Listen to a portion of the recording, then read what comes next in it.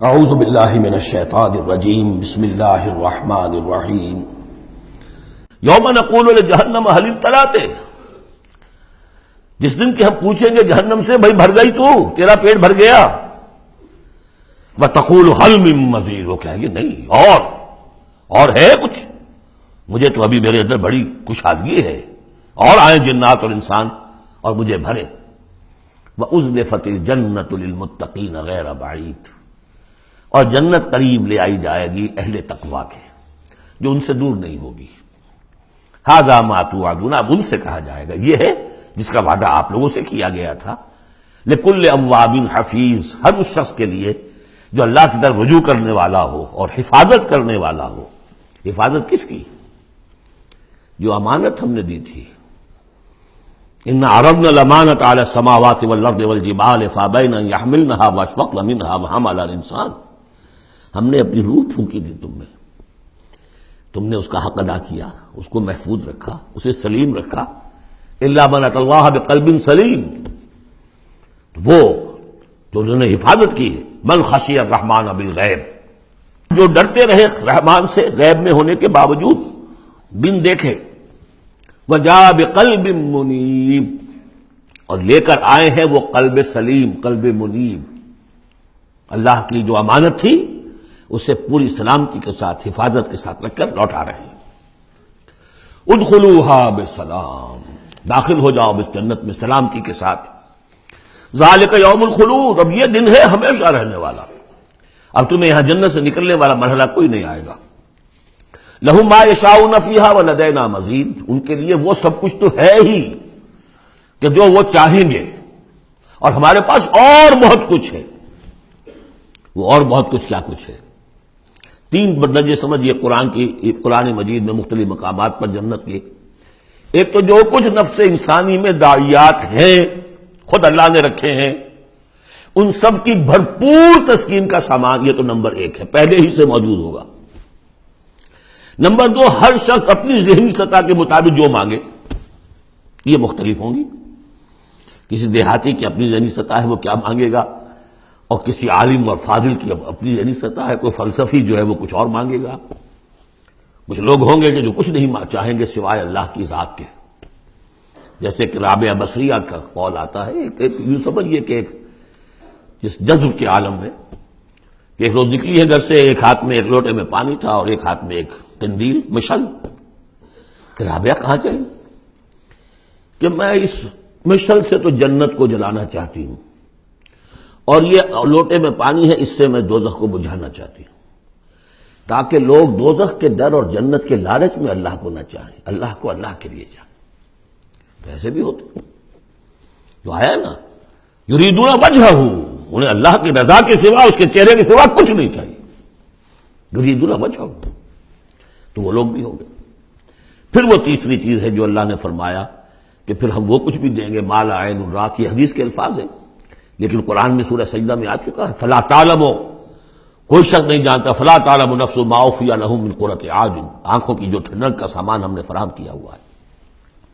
لهم ما یشاؤون فیہا ولدینا مزید، وکم اہلکنا قبلہم من قرن هم اشد منہم بطشا فنقبوا فی البلاد، کتنی ہی قوموں کو ہم نے اس سے پہلے ہلاک کیا ہے جو ان سے کہیں بڑھ کر تھیں اپنی قوت میں، پکڑ میں، اور وہ گھس گئے تھے ملکوں میں، ایک کے بعد دوسرا فتح، دوسرے کے بعد تیسرا فتح، نقب لگاتے چلے گئے ایک ملک کے بعد دوسرے میں۔ حل من محیص، لیکن جب ان پر اللہ کی پکڑ آئی، وہی کہ جو ملک پر ملک فتح کرتے جا رہے تھے، علاقے پر علاقے زیر نگی کرتے جا رہے تھے، پھر ان کو بھاگنے کی کوئی جگہ نہیں ملی۔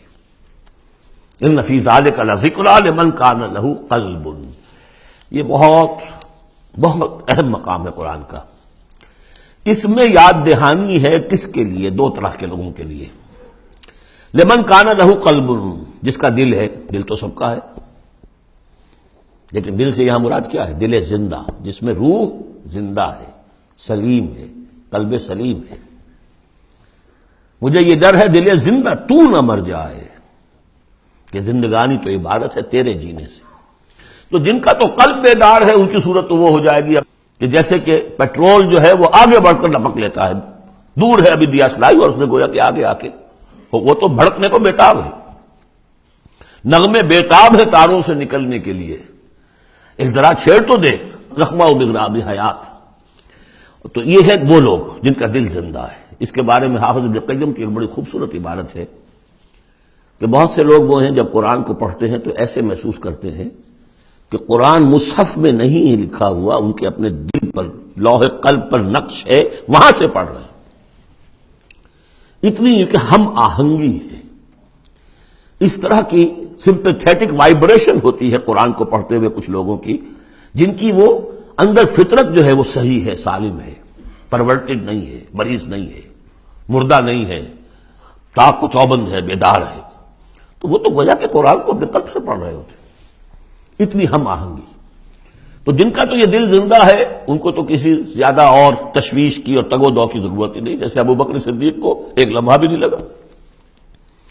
ہاں کچھ لوگوں کے اندر ذرا کچھ پولیوشنز ہوتی ہیں، کچھ پردے پڑے ہوئے ہیں، وقت لگ جاتا ہے، تو ان کے لیے ہے او کا لفظ آیا یہاں پر، لمن کان لہ قلب او القى السمع وهو شہید، یا یہ کہ پھر ذرا کان لگا کر سنے اور اپنے آپ کو حاضر کرے، متوجہ کرے، تو یقیناً پھر اس کے حوالے سے اس کو اس قرآن کے ذریعے سے ہدایت مل جائے گی۔ ایک تو ایسے محسوس کریں گے جیسے دیکھنا تقریر کی لذت کے جو اس نے کہا میں نے یہ جانا کہ گویا یہی میرے دل میں تھا۔ دوسروں کو ذرا محنت کرنی پڑے گی۔ ہمارا جو منتخب نصاب ہے مطالعہ قرآن حکیم کا، اس میں جو ایمان کی بحث میں دو مقامات اسی کی گویا کہ دو طریقے جو ہیں مختلف اسی کی نمائندگی کے لیے، ایک طریقہ وہ ہے ان فی خلق السماوات والارض واختلاف اللیل والنہار لآیات لأولی الالباب الذین یذکرون اللہ قیاما وقعودا وعلی جنوبہم ویتفکرون فی خلق السماوات والارض، آبزرویشن بھی ہے، غور و فکر بھی ہے، تدبر بھی ہے، اور یہ ذکر کے ساتھ تدبر، ذکر کے ساتھ فکر، یہ دونوں مل کر بات بنتی ہے۔ خالی ذکر سے بات نہیں بنے گی، خالی فکر سے بات نہیں بنے گی۔ اور بدقسمتی اس امت کی یہی ہو چکی ہے، اب کہ یہ دو حلقے علیحدہ ہو گئے۔ مفکرین ہیں تو وہ ذکر کی لذت سے ناآشنا ہے، کتابیں لکھ رہے ہیں، بڑی بڑی تفسیریں، آج کل تو کیا کہہ رہا، کیسی کیسی تفسیریں آ رہی ہیں، ذکر سے ناآشنا۔ دوسری طرف ذاکرین ہیں وہ فکر سے ناآشنا، ان کو غور و فکر، سوچ بچار، دنیا کا مطالعہ یہ اس سے تعلق نہیں۔ تو گویا کہ گاڑی کے پہیے جدا ہو گئے، گاڑی کیسے چلے اب؟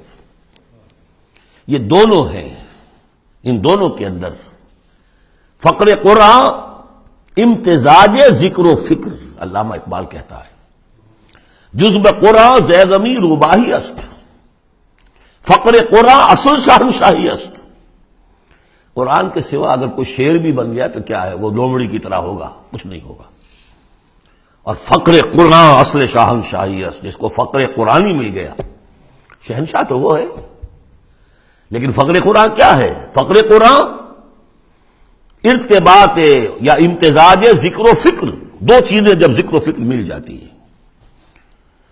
فکر را کامل نہ دیدم جز بذکر، فکر کبھی کامل نہیں ہوگا جب تک کہ ذکر ساتھ ہو۔ یہ ایک طریقہ تو یہ ہے جو سورہ آل عمران والے اس آخری حصے میں آیا۔ ایک طریقہ وہ ہے قلب کو صاف کر لیجئے، اس کی کدورتیں دور کر دیجئے، اس کے آئینے میں قرآن خود بخود منعکس ہو جائے گا اور اس کو جگمگا دے گا۔ یہ ہے جو آیات نور کے اندر ہے، نور علی نور، نور فطرت اور نور وحی مل کر نور ایمان کی تکمیل کرتے ہیں۔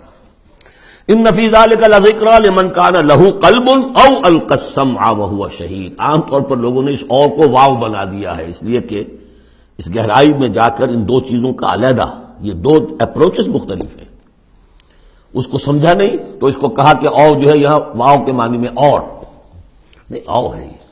صدق اللہ العظیم۔